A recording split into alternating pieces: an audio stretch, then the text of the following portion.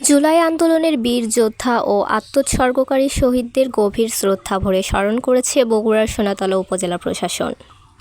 জুলাই দিবস উপলক্ষে আয়োজিত স্মৃতিচারণ, আলোচনা সভা ও দোয়া মাহফিলে আন্দোলনের নানা স্মৃতি উঠে আসে বক্তাদের কণ্ঠে। শহীদদের আত্মত্যাগ এবং আহত যোদ্ধাদের সাহসিকতার কথা স্মরণ করতে গিয়ে অনেকেই আবেগপ্লাবিত হয়ে পড়েন।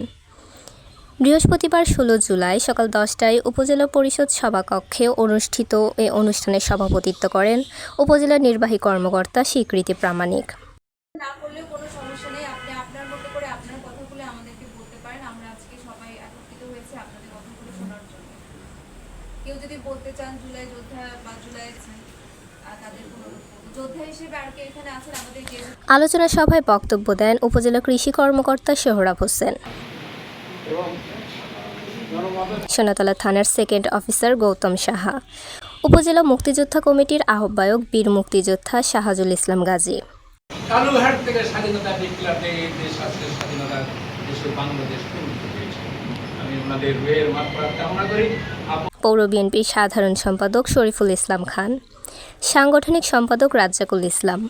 অবৈধ সরকারের পক্ষে থেকে যেভাবে দায়িত্ব পালন করেছে, আমাকে জুলাই আন্দোলনের 2 মাস আগে এশার নামাজ পড়বো আমি ঘোরাফির ওযু করে দোকানে বসে আছি, বগুড়া থেকে 2 জন ডিবি আমাকে যেভাবে ফলো করতেছিল, আমি ওযু করে মসজিদের দিকে যেতে ধরলাম, আমাকে যেতে দেওয়া হয়নি, ডেকে আমাকে কোমরে 2 জন ধরে আমাকে থানায় নিয়ে যাবে। জুলাই শহীদ সৈকতের বাবা নজরুল ইসলাম। ৭১ সালে দেশ বিভক্তর জন্য একটা যুদ্ধ হয়েছিল। ওই যুদ্ধ আর এই জুলাই যুদ্ধ কিন্তু যদি কেউ এক মনে করেন, আমি মনে করি এটা বোকার সঙ্গে বসবাস করা হবে। তার কারণ আমরা বাড়িতে আমরা সাংবাদিক মিনাজুল ইসলাম। এই ছাত্র সমাজকে নিয়ে তারা যখন হত্যার জন্য যারা মেতে উঠেছিল, বাড়িতে গিয়ে পুলিশের সঙ্গে যারা এই আওয়ামী লীগের যারা অঙ্গ সংগঠনের নেতৃবৃন্দ যারা ছিল, এই ছাত্রদের বাড়ি যখন তারা দেখিয়ে গিয়েছিল, তারা পিতামাতাদেরকে দিয়ে যখন তারা হত্যা বিভিন্নভাবে তারা যখন ষড়যন্ত্র করেছিল, আজকে দেশ স্বাধীন হওয়ার পরেও আজকে যখন আমরা বিভিন্ন দপ্তরে গিয়ে এই সমস্ত চিহ্নিত সন্ত্রাসীদেরকে যখন দেখি, প্রশাসনের সাথে তারা যখন দেখি হাত মিলিয়ে চলতেছে বিভিন্ন জায়গায় যখন আছে, তখন আমরা একেবারেই হতভম্বিত হয়ে যাই। আসলে কি জন্য দেশটা স্বাধীন হলো আর এখন কি জন্য হলো। জুলাই যোদ্ধা আলবার আকন্দ এবং উপজেলা গণ অধিকার পরিষদের আহ্বায়ক শাহরুল লাজু।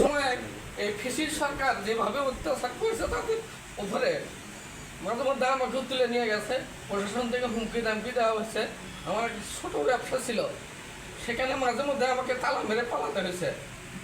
তা আমি আজকে এ সময় উপস্থিত ছিলেন মধুপুর ইউনিয়ন পরিষদের চেয়ারম্যান আব্দুল আলিম, জোরগাছা ইউনিয়ন পরিষদের চেয়ারম্যান গোলাম রব্বানী, পৌর বিএনপির সভাপতি আবু নাসের ওয়াহেদ নোবেল, সাংগঠনিক সম্পাদক সেলিম রেজা বাবলা সহ বিভিন্ন রাজনৈতিক, সামাজিক ও সাংস্কৃতিক সংগঠনের নেতৃবৃন্দ এবং উপজেলা প্রশাসনের বিভিন্ন দপ্তরের কর্মকর্তারা।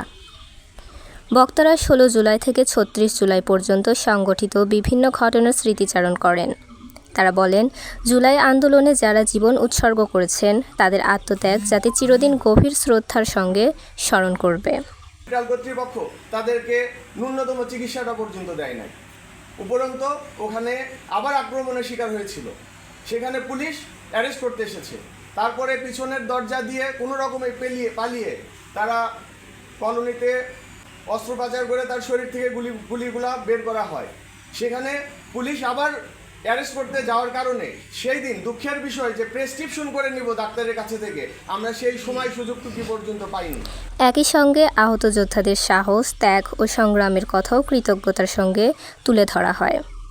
ভবিষ্যৎ প্রজন্মের কাছে জুলাই আন্দোলনের ইতিহাস সঠিকভাবে পৌঁছে দেওয়ার ওপরও গুরুত্ব আরোপ করেন বক্তারা। অনুষ্ঠানের শেষ পর্বে জুলাই আন্দোলনের সকল শহীদদের আত্মার মাগফিরাত এবং আহত যোদ্ধাদের সুস্থতা ও দেশের শান্তি সমৃদ্ধি কামনা করে বিশেষ দোয়া ও মোনাজাত অনুষ্ঠিত হয়। দোয়া মাহফিলে উপস্থিত সবাই শহীদদের স্মরণে নীরব প্রার্থনায় অংশ নেন, যা পুরো আয়োজনকে আরও আবেগঘন করে তোলে। রাবেয়া সুলতানা রিয়া, বাংলা লেন্স।